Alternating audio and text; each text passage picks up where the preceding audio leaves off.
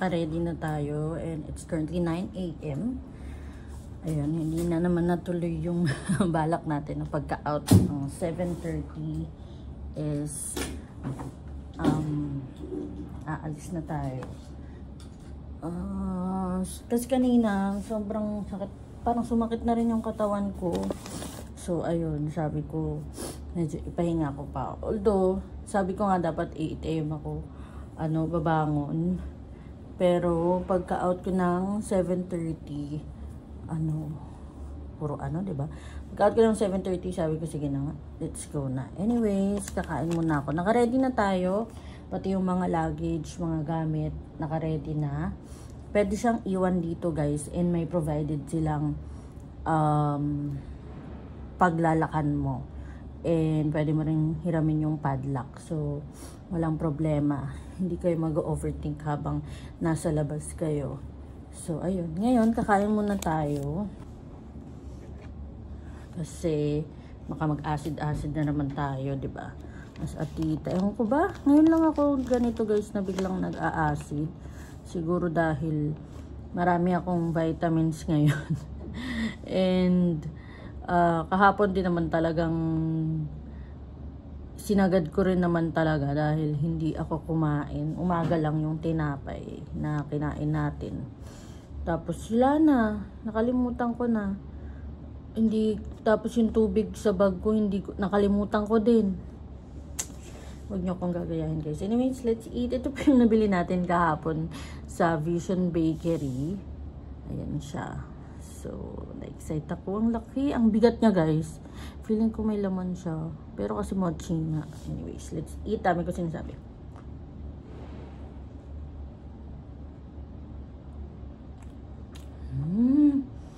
Yan yun. Yan yun. Ang sarap, guys.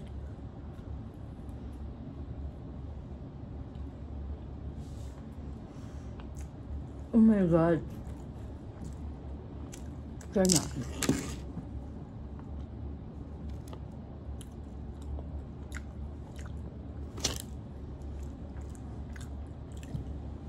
Ang sarap. Kailangan nyo itong tikman, guys.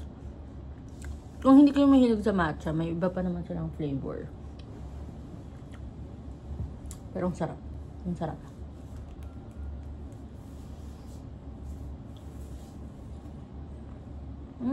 Ayun yung mochi. Yung mochi na siya.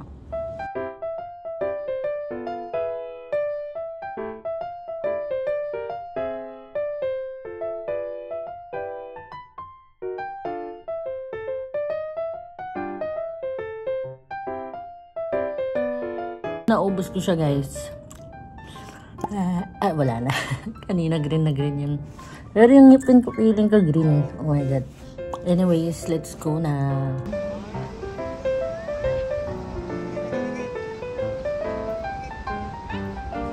So, papunta na tayo ngayon sa picture. Lakad lang, paakyat. Grabe, wala ka pa sa picture, paakyat ka na. Pero nice naman yung daanan. Meron din dyan, daanan sa kabilang side. Pero hagdanan, so dito tayo para hindi ganun nakakapagod, diba? Let's go!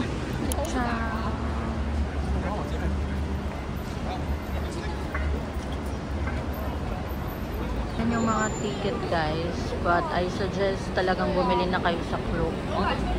Kasi etong pila na to, yan, nakikita niyo yung mahabang pila na yan. Yan yung mga bibili ng ticket. And lagi daw ganyan. So, mas okay, advance, meron na kayong ticket para dire-diretso na. Medyo pila na lang sa tram. Yun na lang yung pag-iintay. Pero yung pagbili, ayan. So, in advance, mag-book na kayo sa Klook. But this is the rate again. Chine! Let's go!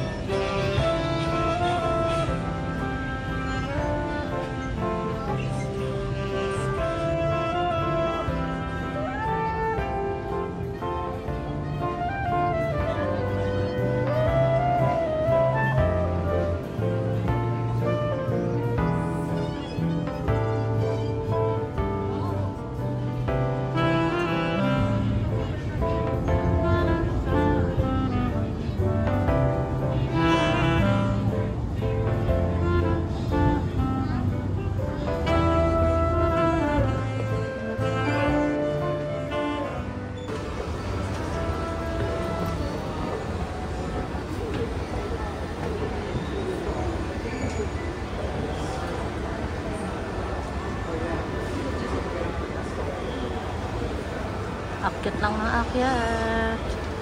Ng view.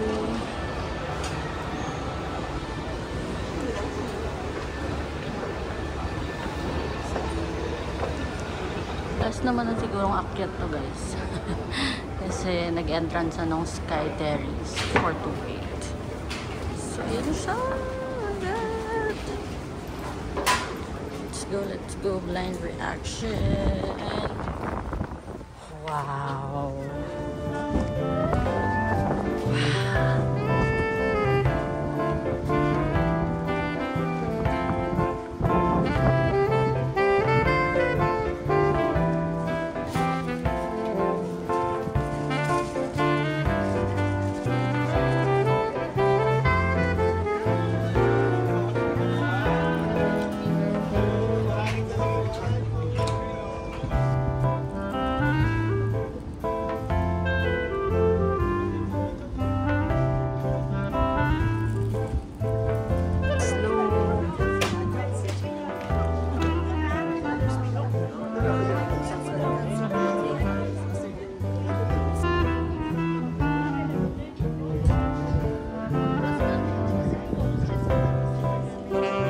Pababa na tayo.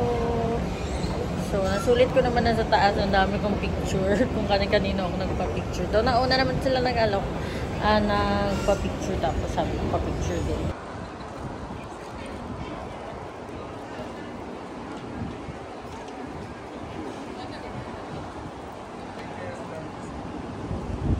Okay guys. So, nakababa na tayo galing sa Sky Terrace. And masaya, nasulit ko dun sa taas kasi ang dami kong picture. Ang dami kong pinicturan and sa lahat ng napinicturan ko, nagpa-picture din ako. So, mamimili na lang tayo sa kanila. Bawal kasi mag-tripod. Though, hindi naman laging may nag-iikot. Pero pag may nag-ikot na staff, pagbabawalan ka mag-tripod. So, mahirap. Anyways, dito na tayo sa baba. Gusto ko nang pumunta sa Monster Building sa next natin para masulit. Since okay naman na tayo dito, tapos na. So ngayon, bababa na ulit tayo. Sana makakuha na tayo ng seat na maganda para makita talaga natin yung view pababa, no? So let's go na. Marami pala ditong mall, guys. Ay, maraming mall. Meron ditong mall, maraming kainan, maraming coffee shop. So kung gusto niyo mag-breakfast dito sa taas, perfect. Okay? So, ayun lang guys. Let's go na.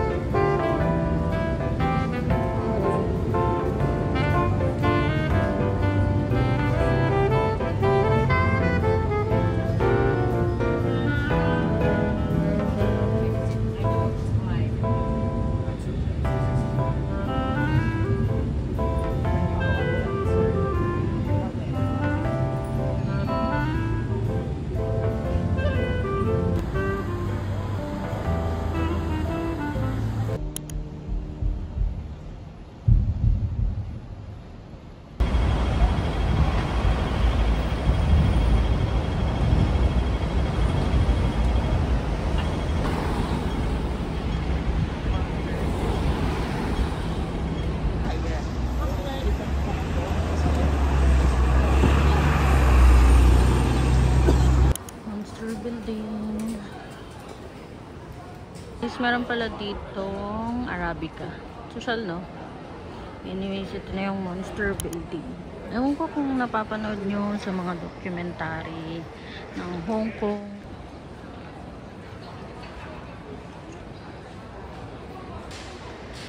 Sana kung pupunta kayo dito, hindi para lang sa picture. Sana alam nyo rin kung ano yung background ng building. Kasi may mga nakikita ako sa Facebook nagpo-post na ayoko na sanang sabihin yung word pero ang pangit daw. So syempre ito yung buhay nila, ito yung mga bahay nila. So sana alam niyo yung background bakit ganito, no? Nagalit. Hindi, gusto ko lang para aware tayong lahat lagi. Hindi tayo laging ano lang for the hype kung ano yung uso, 'di ba? Ayan siya.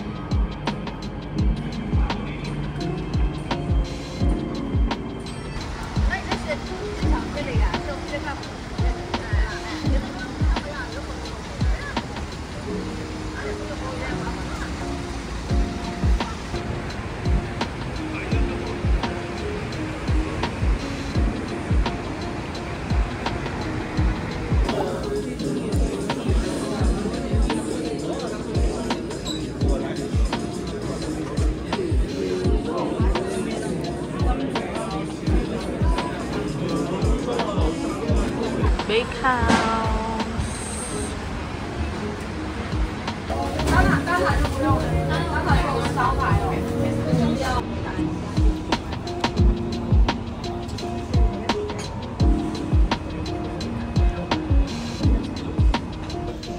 Dinner bago pumunta ng airport. Oh, yan na. Bye bye, Alohas. Thank you. Guys, waiting na lang sa bar. So, dito to sa harap ng Chimchachoy Police Station. Tapos, nandito yung A21 na stop. So, updated naman sa Google kung anong oras siya dadating. Waiting na lang.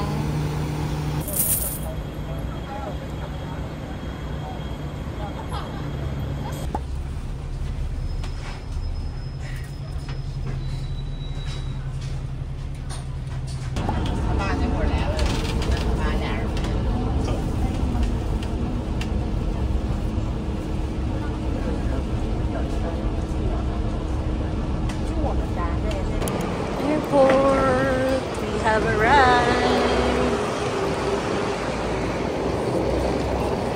Let's go. Grabe, ang daming gate number. 230.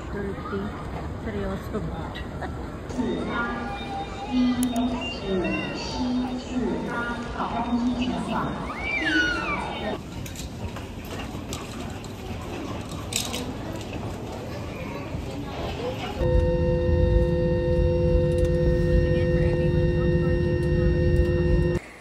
Okay guys, so now we are officially home back from Hong Kong. Nasa Philippines na ulit tayo. And first of all, thank you so much sa pagsama sa akin dito sa trip na to. Kahit saglit lang tayo, medyo magulo yung itinerary. Halos hindi tayo kumakain. Hindi ko din alam bakit. But anyways, nag-enjoy ako kahit saglit lang yung trip natin. And hindi natin napuntahan lahat-lahat. Hindi natin talagang naikot ng sobra. Hindi natin napuntahan yung mga hidden gems and everything. Kasi saglit nga lang tayo. But kahit ganun, nag-enjoy ako lalo na sa Disneyland. Disneyland is my favorite part, of course. And si Hong Kong, more on parang city talaga siya eh. And mas nag-enjoy kasi ako kapag mas maraming nature. Pero feeling ko naman may ganun ding side si Hong Kong. Yun nga lang hindi natin napuntahan dahil ang normally nating pinupuntahan or ang normaling sinasuggest na pinupuntahan sa Hong Kong is yung mga nasa city nga, city side nila. So, siguro kung bibigyan tayo ng chance na makabalik, ma-discover pa natin yung mga places na yun and mas marami pa tayong mapupuntahan. And alam nyo, sobrang nakaka-happy kasi kahit actually hindi ko priority si Hong Kong na puntahan noon pa. As in, parang sabi ko kung may pupuntahan ako, hindi pa siguro si Hong Kong. Pero ngayong napuntahan na natin siya, I can say na okay siya. Buti na lang din hindi tayo nasungitan dahil ang daming nagsasabi na parang part daw yun ng nila, ng culture nila na parang hindi talaga sila friendly makipag-usap. But lahat naman ng nakausap nating local is very friendly, sobrang matulungin. So buti na lang din hindi tayo naka-encounter. Although meron sa mga sa Lungfung Mall, doon laging meron sa Lungfung Mall. Pero okay lang, medyo fast-paced naman kasi siya. Tatanungin mo lang kung meron ba yung product na yun. So, never mind. Pero, most of, as in, halos sa lahat, okay. Sa 7-Eleven, sa mga coffee shop, sa airport, kahit elderly na yung iba. Sa Sukiya, actually, yung sa Sukiya, yung dinner natin, hindi ko na hindi pala sila tumatanggap ng card. So, kailangan ko mag-withdraw kasi wala na akong cash. Inubos ko na yung cash ko. Tapos natakot ako baka masungitan ako. Pero ang bait-bait niya, hinayaan niya akong, sige, mag-withdraw ka muna. Walang problema. Anyways, yun lang. Sana nag-enjoy kayo sa pagsama sa akin. And of course, kung may comment kayo, suggestion, kung may gusto kayong puntahan natin pa sa mga next travels natin, comment nyo lang. And, ayun lang. Thank you so much. Good night. Matutulog na ako. Bye.